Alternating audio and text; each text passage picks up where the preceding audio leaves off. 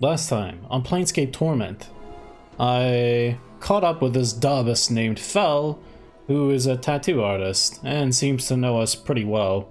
Unfortunately, he wasn't very forthcoming with details about our past. Oh, it might be partially due to the fact that I'm not able to translate their language particularly well, but also, I don't know, he seemed reticent. Anyway, I'm going into the back room of his shop, and I'm pretty sure, there's some bits of me in here, so that's cool. Human skin has been stretched across these wooden frames. The skins are covered with tattoos. Oh, I kind of thought there would be something interesting to interact with in here, gonna be honest. Like, I might learn something, or might have something to say about it. No. Oh. Okay, then. You don't have anything more to say about it? Not really. Okay, never mind. Well, that wasn't really worth the suspense I left everyone in on that, was it? Okay, back to running around aimlessly. Hello, barking wildo. This wild-eyed man is hunched over, snarling and giving low growls. Looks like he hasn't trimmed his hair in years. It's so long it forms a veil over his eyes.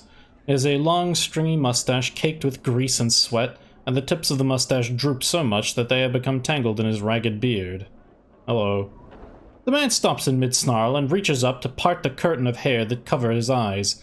As his withered hand pulls away his dirty locks, several strange, pure-colored bugs fall from his hair and scatter across the cobbles. Behind the cloak of hair, the man's flesh is moon-pale and creased with wrinkles.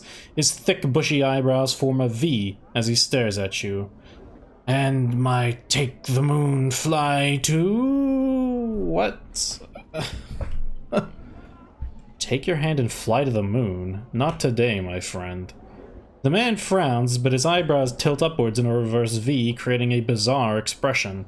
You have no idea how he accomplished the facial expression, but it makes you uncomfortable watching the muscles beneath his skin shift into the new pattern.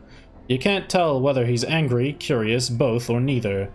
Singed kiss speak a man, answers prefer a woodwoman heart. A single kiss speaks a woman's heart, but a man's answer is what you would prefer. Very well then, but know this, my answer is a question, and an answer from you is what I would prefer. The man seems mesmerized by your voice. With every word you speak, a light flickers in his eyes. Barking wilder am I am. Oh, wanton asking may you may. You may, and I will. Who or what are you? Chaos. He stutters out the word as if having difficulty getting his tongue around it. Some say Jousitects. I say Setectiosorks. Chaos men. Men, no. Nem, no. Men, yes. 3 no's make a yes. He hunches down on his knees and begins to rock back and forth, singing in a childlike soprano. Chaos man, hop along home. Affection it is, yet we are alone. So you're one of the Chaos Men. Very well, I had some other questions. He claps his hands delightedly, like a child at a festival, then gives a howling shout. Question! Question! Do not shun this question. Are you one of the Chaos Men? Yeah, okay. I'm looking for a lost journal. You know where I might find one? He frowns, squints his eyes shut, then opens them back up. When he speaks again, his voice is level and straightforward. It's like a different, saner person is speaking. The effect is eerie. More than one lust, more than one must you find. Each part of you had one, so more than one must you find. He blinks and shakes his head for a moment, as if surprised at himself, then chuckles uneasily. More than one? Each part of me? Does that mean the arm was part of my journal? Interesting. Can you tell me where at least one of them is? He looks like he's about to object, then suddenly his left fist comes up and smacks him in the temple. He howls in response, then suddenly stops blinking. One is in a cupboard in your guest room in the hall of the sensates. And another is on the wall of a tomb sealed deep beneath the city where the stones weep. The others are... Before he can finish, his right fist comes up and smashes him in the face, causing him to yowl again. He blinks and shakes his head for a moment as if surprised at himself, then smiles uneasily. Guest room in the... On the walls of a tomb. The walls of a tomb. The walls of a tomb. Interesting. Hall of the Sensates. Where is that? Barking Wilder holds up his hands. He doesn't seem to recall what he just said. You said one was in a sarcophagus beneath the city? Where? Barking Wilder looks frightened for a moment, then points upwards with a hopeful expression. There? He gulps. He doesn't seem to know, and for some reason you believe him. Forget it. I'll try and find it on my own. Oh, that's a tree with one snapped branch too many. Mort rolls his eyes. No sense in chatting with a Jowsateks, chief. They're a balmy bunch. Who are the Jowsateks again? They're a faction who don't have any rules, except don't keep one thought in their head for too long. They're sometimes called Chaos Men. No need to explain why. How do they get members? They just seem to attract members like flies. Well, members that are crazy or chaotic enough, I suppose. I don't think they have any recruiters, though you really can't say anything about them for sure. I see. Thanks for the information. Wow, I asked somebody about the journal and it did something. That's amazing. I don't know if it actually helped me all that much, but still. God, there's so many harlots in this town. It's crazy. It's like the entire local economy or something. Amorous. You see a young woman dressed in a tight leather bodice and leggings. She smells faintly of cheap perfume, and her face, though pretty, is painted with garish makeup. She smiles coyly as she sees you. Seeking some company, love? No, but I had some questions. Sorry, love, don't stand here to answer the questions that pass by. Sure you wouldn't like a little company? No. I appreciate that you can't even humor her, like, no, I'm busy. It's kind of funny. Although, she's a named NPC, I assume she has to be part of some quest or other. He's on fire! The Smoldering Corpse Bar. I feel like there was some stuff I had to take care of in here. Or near here. I don't know. These vents blow incredibly hot air up from the furnaces below. Why is there a fire person? Okay, whatever. Let's have a chat. This is a woman with fading bruises on her face and arms, and a look of despairing longing in her sunken eyes. She might have been pretty once, but those days were long ago. She turns slowly to face you. Life pours into her features, and the spark of sardonic light that dances in her eyes now makes you wonder if your eyes were deceiving you. Welcome to the Smoldering Corpse, Scarred Man. Who are you? I'm Drusilla, and you must be clueless. Don't ask me how I know that, it just shines off you. Clueless? I think not. She smirks at you and her bruises seem almost to fade. Whatever you say, dearie. Whatever, answer some questions for me. Aye, traveler, what is it you seek? I'm looking for a journal. You wouldn't happen to have seen it? A journal? Oh, sure, I've kept an eye out for all stray journals, just in case some scarred man walked into my favorite bar and starts asking me about it. Do you ask that of everyone you meet? What a fascinating life. You have a smart mouth on you, don't you? Aye, smart mouth for a smart head. I ain't the addle cove you might think, sod. I got a brain on me. If you're so smart, you should be able to answer my question. Aye, traveler, what is it you seek? Okay, well, not the journal. What can you tell me about this place? Here, this is the Smoldering Corpse. Though the person smoldering ain't dead yet, he's just keeping himself alive till someone comes along to help him out. Sods who like to see people in pain come here. Fiends like it. Folks who don't much care for being bothered come here too. The name alone keeps most out most of the Burks. Who is he, anyways? The despair you saw on her face before flits across it again, like a black-winged shadow before she masters herself. That's Ignis, one of the greatest wizards ever to come out of this slummy excuse for a cesspool. They caught him and they opened a channel to the plane of fire through him, and now he's just a doorway for it, keeping himself alive by force of will alone. If someone could douse him for a few moments, it'd give him his life back again, but they don't make enough water to do that. What's your connection to him? Her voice practically throbs with a deep ache. I was Ignis's lover, and he my beloved. He loved the flame more than me, and now he has become the flame, and because I love him, I love the flame. But that's all done with now. Now I wait for him to douse himself. I sell what little I have just so I can be near him. Very well. I have some other questions. Sounds like it sucks. Who's that burning by the entryway? Oh no, it's the same person on fire. That's too bad. Oh well. I suppose, you know, there was that whole thing about the pitcher of endless water or whatever, right? The stone face guy wanted that down in the thing. I don't remember where he said it was, though. Oh yeah, the decanter of endless water, that's the one. Yeah, I can't remember. I feel like it sort of pointed me in a direction where it might be. But yeah, that could do it.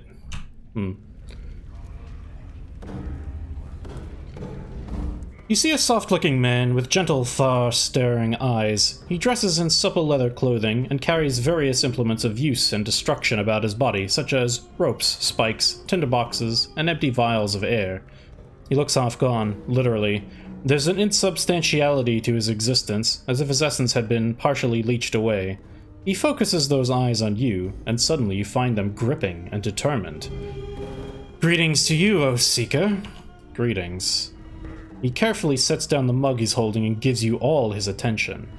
I've seen the far reaches of the multiverse and returned to tell the tale.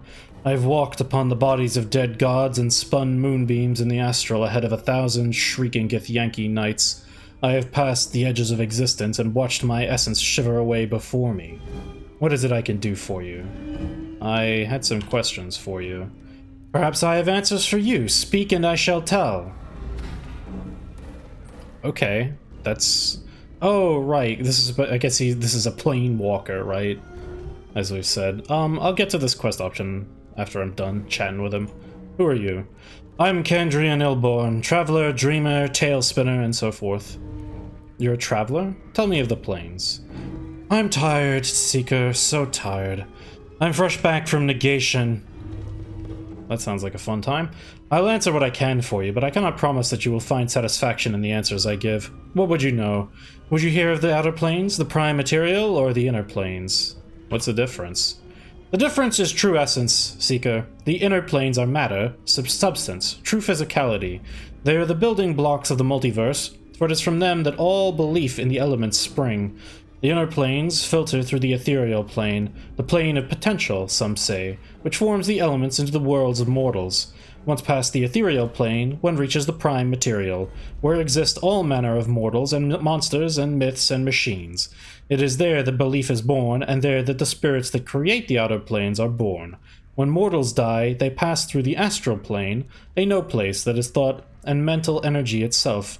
It is in all things and in none. It is paradox among other things, and it filters spirit into the great ring. Do you comprehend so far? God, hang on, I have to read over this again. Inner planes, ethereal plane, prime material. Belief is born and spirits create the outer planes. Okay, I think I'm kind of with you so far. Yes, go on. Now, the outer planes, where should I start? Do you know the cardinal rules of the planes on which all others are based? Do you know about the composition of the outer planes? Do you know of the Great Ring and its divisions in our hearts? Do you know of the individual planes? Each of these leads to the next, and so it is best to start from the beginning. Oh god. Okay! Strap in, buckos. We've got some... You know, we got a hell of a lecture ahead of us, I think. Okay, let's just start at the top. Tell me of the composition of the planes. The outer planes are created of and by belief and thought and faith. They take their imagined form from the prime material plane, shaped into forms that stagger the imagination, built by the accumulation of belief. Belief creates the planes. Belief is power here. Change belief and you can change the nature of reality. The creatures that are born here, the plane-born, like the fiends and celestials, are truly born of the thoughts and concepts of mortals.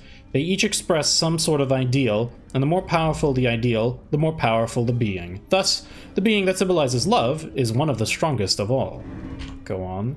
That's why the powers, gods, some call them, live out here. This is where all the faith in them comes, and this is where they are at their most pure and most strong. Their realms are extensions of their very beings, manifestations of their godly essence, all of it informed by belief. So the composition of the planes is belief. Tell me of the Great Ring now. Among the loose unity of planewalkers, we conceive of the infinite outer planes as a ring surrounding the plane of ultimate neutrality, the Outlands. The spire atop which Sigil sits is in the center of the Outlands. The further one travels away from the spire, the less neutral the plane grows, until it spills into the neighboring planes. Each of these planes impinges on the Outlands, spinning themselves into law and chaos, good and evil. The Great Road marks the demarcation between the Outlands and the gate towns that spring up around the gates to these planes. Beyond the gate towns lie the hinterlands, uncharted territory that is lost to history, and that loses thought.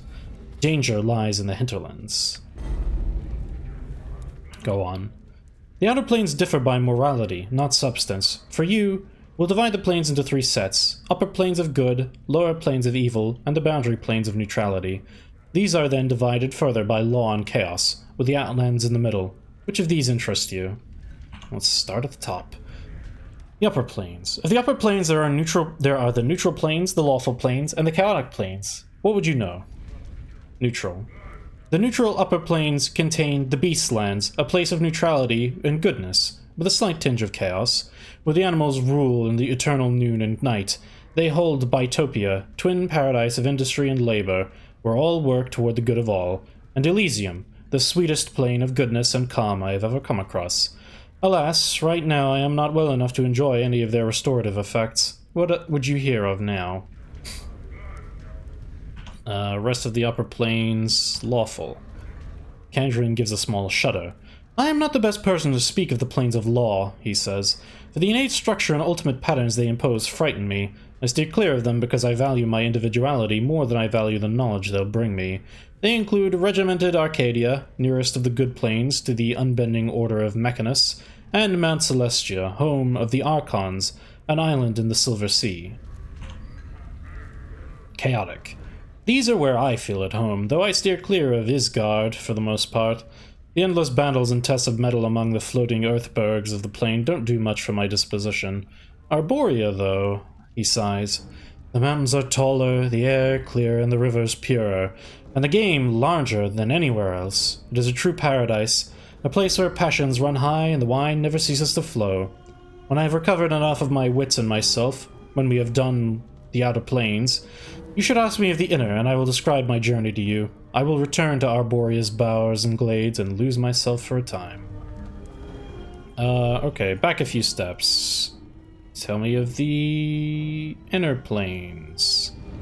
He sighs as if this reminded him of his bone-deep weariness. Think of the inner planes as a globe. On the top pole, you have the positive material plane. On the bottom, you have the negative material. He pauses. Remind me to tell you of the negative.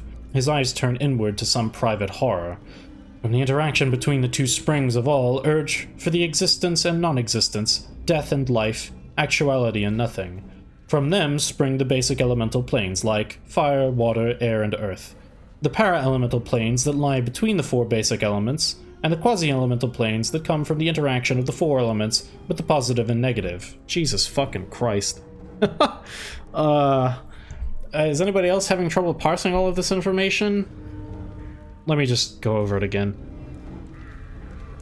Okay. I guess I'm sort of following. Alright. Tell me... Oh, wait, hang on. I see, there's more stuff. Tell me of the negative material plane. His eyes cloud over. I went to the inner planes to discover my true essence. I made the mistake of visiting the negative material plane in order to understand my body's urge to decay, and the cycle of life and death in life. I thought myself protected against the ill effects of the plane with my magic, but I was wrong. The blackness of infinite nothing pressed on my soul, and I was beset by shadows that sought to snuff out my very soul. I lost my way for a time, for an eternity, and nearly lost my existence. I could feel my essence falling away from me, and am even now half gone. Never will I return. How'd you My survive? journal. How did I survive? He smiles tightly. With a piece of nothing that held back the nothing. Nothing can stop nothing, you know. And so I carried nothing in my hand to protect me. Do you plan to journey to the ultimate negation yourself? You have the smell of desperation about you, and so I make you this gift. Hold it in your hand when the shadows press in, and it should protect you and your friends somewhat, should they remain close to you. Huh. He passes a small black token that looks as if it has no dimensionality to it at all. Oh, cool. Thanks. Tell me more of the planes. Tell me of the prime material. You want to know the prime? Visit it. The boundless worlds of that plane have an infinite variety, as do the planes. But I cannot encapsulate them as I have here. Suffice it to say, they are the birth of the outer planes, the children of the inner, and they hold limitless potential within their boundaries. Okay, so it's like the inner planes are basically like where sort of matter and fundamental elemental concepts come from. And then the prime material is like where people are, I guess. Forgotten realms and such. And then the outer planes are like this afterlife, effectively. But it's formed by the belief of the creatures in the prime material. Interesting. Okay, I had some other questions. What are you doing? I am fresh back from negation and I'm trying to restore my essence before it slips away from me altogether. Okay. What is this place? Unless the cosmos has shifted or we have been spun into the mazes, I would say that we're in the Smoldering Corpse Tavern. What can you tell me of the patrons here? I mind my own business here, Seeker, for I spend too much time away not minding it. Speak to the bartender if you would learn more of his customers. Mazes? What do you mean? Aye, the mazes where the lady dumps those who've displeased her. He makes a small semicircle over his heart as he speaks the lady's name. If you'd know more of the lady in the city, find a tout or some such guide. Okay, then. Looking for a journal I lost. Seen no journals lately, but for my own. And that has crumpled away into nothingness. My apologies. Other questions? Alright, we'll go with this. I met a woman named Ingress with very bad teeth. She said she had come through a portal from some world that was opened by a tune hummed near two crossed trees. Can you get her home? He pauses briefly, thinking. I know the portal of which you speak, though I have not traveled it these 30 years gone. I will take her home, Seiko. Go tell her to await my arrival, then meet me back here, and I will tell you if I was successful or not. Okay, great. Updated my journal. We're doing good out here. All right. That was a lot. Ebb Creek Knees. You see a slightly stooped old man with a full gray beard and a lion's mane of gray hair. He wears a couple of shoulder guards as armor, and he keeps a helmet nearby. He smokes a pipe and carries a pouch of tobacco around his waist. He looks pretty strong, but he's a little plump and also appears to have some sort of breathing trouble. Well now, aren't you a sight, lad? Never have I seen so many scars blanketing a fella like a scar cloak you're wearing. Where you been? Hanging out on a grain thresher? He laughs. I'm just jesting with you, lad. No offense meant, and I hope no offense taken. I'm Ebb. He extends his hand. Greetings, Ebb. His handshake is firm. Now I hereby tender my apologies for the unfair jesting, lad. Hope no hard feelings. Can I buy you a tankard or two or something to smooth any ruffled feathers? Why not? That's the spirit, lad. Bide a moment. He rises to his feet and heads to the bar. After a moment, he returns to his seat with a pair of tankards. Here you go, lad. Drink up. Takes a massive swallow from his own tankard, puffs on his pipe, and says, What can old Ebb do for you on this fine single day? I had some questions about this place. Well, I gathered that, just to look at you. I mean, you don't look like you're from around these parts, lad. You look a little too out of sorts to be a seasoned native. Ebb chuckles and takes another drink. So what can I help you with, lad? You need to know the lay of the land? Ebb winks. Who are you? Ebb Creekneys, third measure of the harmonium, now retired and being a tout with one's voice since I don't step as lightly as I might these past 2 or 3 decades. He chuckles. Now, lad, who be you and what trouble might you be in? Third measure of the harmonium? Ebb puffs up slightly in pride and gets a semi-stern look on his face. Aye, third measure of the harmonium. Relaxes a little, though I haven't served a tour of duty in many a decade. Pushing a quill wasn't quite up my alley after all the fights and skirmishes I've been in, so I just bide my time, keeping tabs on things down here in the hive, and helping out a little where I can. And you look like someone who might need a hand. You in some kind of trouble, lad? What fights and skirmishes have you been in? Ebb rolls his eyes. More than I can remember, lad. Well, almost more than I can remember, leastwise. I did an all-too-long tour in the Blood War, that infernal muck-up war of lies on terrors. Far too many years in the Black Centuries War. Ebb begins to tick off the wars on his fingers and counts silently to himself. And then there was the Three Plains War, and many others. I even took part in the Harmonium War of Liberation. Towards the end there, I was also in the Sigil City Watch. Some could argue that was the most dangerous of them all. He laughs loudly. The mention of the Blood War feels like a cold dagger slipping into your heart. Tell me of the Blood War. Ebb sighs, oblivious to your reaction. Aye, the Blood War. Most dangerous family feud this side of the primordial soup. A mean-spirited mob of fiends on one side, a batch of warmonger fiends on the other. It's the war the creation sparked, and they've been digging into each other ever since. Two sets of fiends warring against each other, eh? Aye. The Tanari vicious killers who care for none but themselves, and the Bartezu war machine, all for law and order under their infernal rules. The whole mess spills out into other planes from time to time, and it's made the multiverse a less pleasant place to live. I see. I had some other questions. What makes you think I'm in trouble? No one has as many scars on as you have, and isn't in some sort of trouble, either from himself or from others. Ebb looks at you in mock reproach. What do you take old Ebb for? Blind? Ha! Look, I'm a little weathered around the edges, but I've still got some sight and sense. Now, what's dogging your heels to be causing such trouble? Mayhap I can help you, eh? A few troubles. I woke up in the mortuary and seem to have forgotten who I am. Huh? Ebb blinks, then frowns. Was that you said? And you woke up in the mortuary? Ebb studies you closely. Oh, now, did they mistake you for dead under all them scars, mayhap? Ebb chuckles. Can't say I would have been any smarter. He puffs his pipe. Them dusties. He catches himself. I mean, them dustmen. Dusties being a rude term to refer to them pale-faced fellows, and I don't mean them too much disrespect. They have all the perceptions and friendliness of a gravestone sometimes. Can't say I can see them screwing that up, no, lad. That's what I've heard. I had some other questions. What is this place? You're in the Smoldering Corpse Bar, lad. Not a pretty place as some, but it's got its own homespun kind of charm. Tell me about the patrons here. Well, you got O, who claims to be a Jetta instead of a person. Or a letter. What? A letter.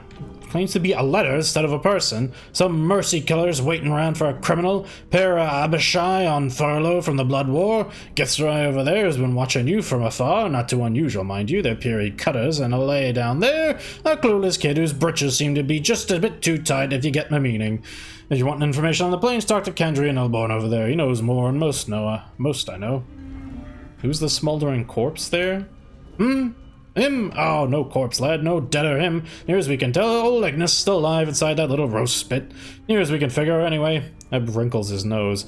He can smell damnably awful sometimes, too. Keeps me on the pipe to make sure it don't worm its way into my nose, it does. How did he get there? Ebb takes a smoke from his pipe for a moment, as if deciding how to phrase his comment. Well now, lad, Ignis had a smattering of problems, and some not slight wizardly magics to boot. And seldom do the two mix well, if you understand me. He liked to... Ebb puffs on his pipes and smoke trails up. Well, he liked to burn things, and he started torching places and people, and generally making a bunch of trouble. And... well, now, most of this was going on in the Hive, and I'll be the first to admit that the Hive is not the first place the Harmonium goes to keep Sigil's law. Ebb looks a little shamefaced. A failing on our part, since it may be the place where our presence is most needed. So, by the lady's reckoning, there was a little street-side justice in the wizardly community. A bunch of tea leaf readers, hedge wizards, and midwife witches got together and managed to weave a spell that was kind of poetic justice. Ebb gestures with his pipe at the figure. So now he sits there and burns. He's still alive, which I don't think they counted on. I had some other questions. Tell me of Sigil and its environs.